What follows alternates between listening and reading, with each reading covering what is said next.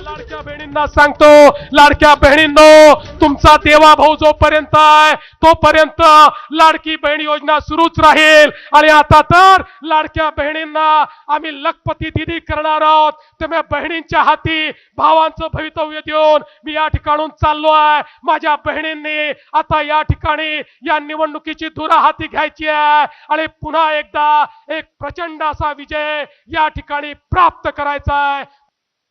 चिपळूणमध्ये आता पुन्हा भगव्याचंच राज्य आणायचं आहे।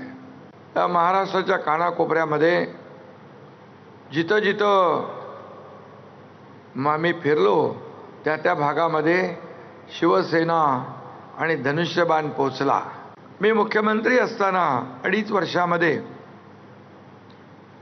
या राज्यामध्ये जे काम केलं ते आपण पाहिलेलं आहे।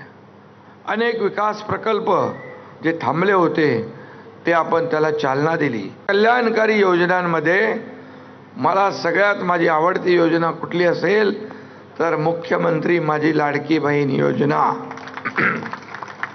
ही योजना सुरू करताना अनेक विरोधकांनी त्यामध्ये अडथळे आणले।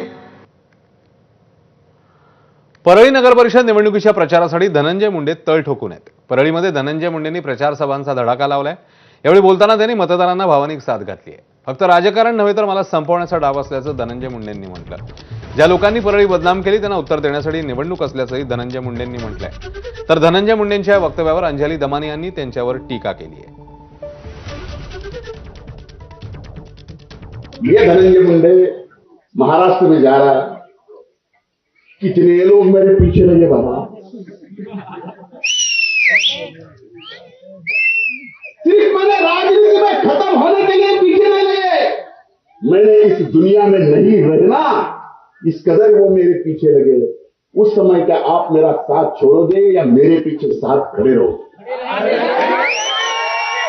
कोण त्यांना आयुष्यातनं संपवणार आहे? त्यांची कृत्य जी त्यांनी केली, ज्या त्यांनी कराडसारख्या लोकांना, त्या गुंडांना, टोळ्यांना ज्यांना त्यांनी साथ दिली, त्याच्यामुळे आज त्यांच्या विरुद्ध लढावं लागलं। ते कोणी एका व्यक्तीविरुद्ध नव्हतं तर त्यांच्या त्या प्रवृत्तीविरुद्ध होतं, ज्याच्यामुळे आज त्यांना त्यांचं मंत्रिपद सोडावं लागलं। त्याच्यात भावनिक साथ कसली आली त्याच्यात? भुसावळमध्ये राष्ट्रवादी शरद पवार पक्षाच्या उमेदवाराच्या प्रचार सभेत एकनाथ खडसे यांनी थेट भाजपला मतदान करावं असं आवाहन केलं। त्यामुळे